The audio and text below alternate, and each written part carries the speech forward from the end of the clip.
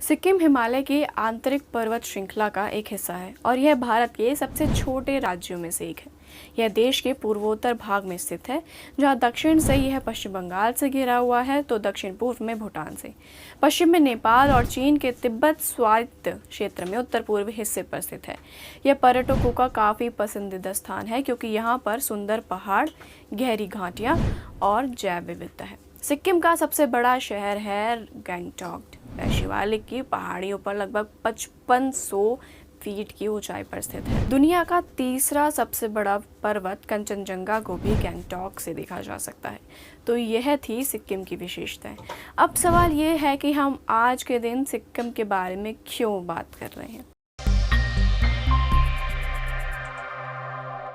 नमस्कार, आप देख रहे हैं माँ खबर और मैं हूँ कृतिका भटनागर। अगर आप हमारे चैनल पर पहली बार कोई वीडियो देख रहे हैं तो हमारे चैनल को सब्सक्राइब करना ना भूलें और बेल आइकन ज़रूर दबाएं ताकि हमारे आगे आने वाली सभी वीडियोस को आप सबसे पहले देख सकें। दरअसल प्रत्येक वर्ष आज के दिन सिक्किम का स्थापना दिवस मनाया जाता है। तो चलिए इसके इतिहास के बारे में हम आपको कुछ महत्वपूर्ण बातें बताते हैं।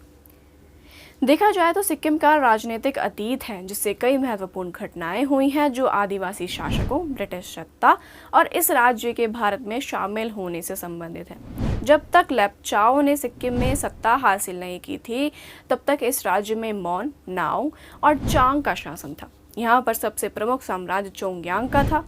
1890 के दौरान में सिक्किम ब्रिटिश इंडिया के अंतर्गत प्रोटेक्टरेट स्टेट बना। प्रोटेक्टरेट स्टेट मतलब कि सिक्किम की सुरक्षा अब से अंग्रेजों के हाथ में चली गई थी। बदले में अंग्रेजों को कुछ भाग पर इसका अधिकार मिल गया था। यह अंग्रेजों की उस नीति का भाग था जिसमें चीन और ब्रिटिश इंडिया के बीच बफर स्टेट्स यानी दो बड़े राज्यों को टकराव से बचाने के लिए बीच में स्थापित छोटे देश की स्थापना की गई, जिसमें शामिल थे नेपाल, भूटान और सिक्किम। सिक्किम को ब्रिटेन से भारत की आज़ादी से पहले ही स्वायत्तता मिली हुई थी। सिक्किम में राजतंत्र था और वहाँ के राजा चोंगियाल का शासन था। 1947 में जब भारत आज़ाद हुआ तो भारत के साथ सिक्किम की संधि हुई, जिसके अंतर्गत सिक्किम की रक्षा, संचार और विदेश मामले भारत की ओर से देखा जाना तय हुआ और सिक्किम की आज़ादी बरकरार रखी गई। यानी कि सिक्किम का संरक्षण भारत के हाथों में 1947 के बाद आ गया था, जिसमें भारत को सिक्किम की रक्षा, कूटनीति और संचार जैसे ज़रूरतों को पूरा करना था। चोंग्याल को शासन में मदद करने के लिए एक स्टेट काउंसिल बनाई गई थी जो 1970 के करीब तक अपना काम करती रही। यही आपको बता दें कि स्टेट काउंसिल वहाँ की जनता खुद चुनती है, यानी यह लोकतांत्रिक प्रक्रिया थी। भारत और सिक्किम के बीच हस्ताक्षरित संधि ने सिक्किम की स्थिति को चोंग्याल के साथ राजा के रूप में संरक्षित किया था। 1960 में ताशी नामयांगाल की मृत्यु हो गई और उनके बेटे पालडेल थोडुप नामयांग उनके उत्तराधिकारी बने।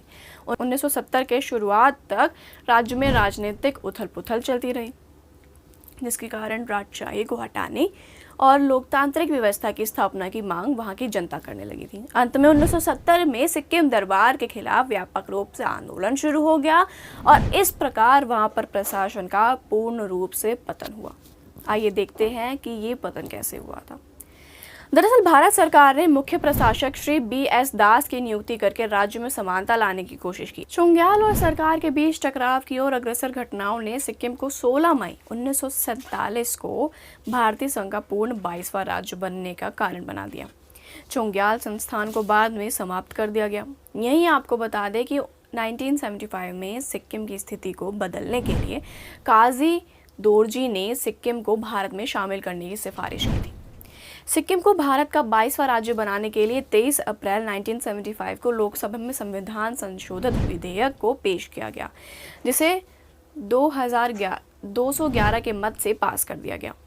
26 अप्रैल को यह बिल राज्यसभा में पास हुआ और 15 मई 1975 को राष्ट्रपति फखरुद्दीन अली अहमद ने इस बिल पर हस्ताक्षर किए थे और इस प्रकार 16 मई 1975 को सिक्किम को औपचारिक रूप से भारतीय गणराज्य का 22वां प्रदेश बना दिया गया।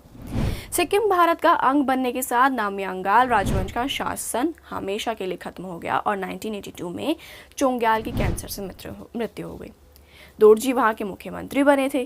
साथ ही आपको बता दें कि सिक्किम को 35वें संविधान संशोधन से सह राज्य के रूप में भारत का भाग बनाया गया और 36वें संविधान संशोधन से सिक्किम को पूर्ण राज्य का दर्जा दिया गया। क्या आप जानते हैं कि भारत और चीन के बीच लगभग 3700 स्क्वायर किलोमीटर लंबी सीमा रेखा है। 1962 में सीमा विवाद को लेकर ही दोनों देश युद्ध भी लड़ चुके हैं, मगर आज भी सीमा को लेकर दोनों देशों में देखा तनाव को साफ साफ देखा जा सकता है। यह जो सीमा विवाद है वह भारत, भूटान और चीमा सीमा के मिलान बिंदु से जुड़ा हुआ है। सिक्किम में भारतीय सीमा से सटी डोकलाम पठार है, जहां पर चीन को सड़क का निर्माण करना है। इसी डोकलाम सीमा का कुछ हिस्सा भूटान में भी पड़ता है। तो यह थी हमारी आज की वीडियो सिक्किम के स्थापना दिवस पर। उम्मीद करते हैं आपको ये वीडियो पसंद आई होगी, तो इसे लाइक करें, कमेंट करें, शेयर करें और बने रहिए महाखबर के साथ।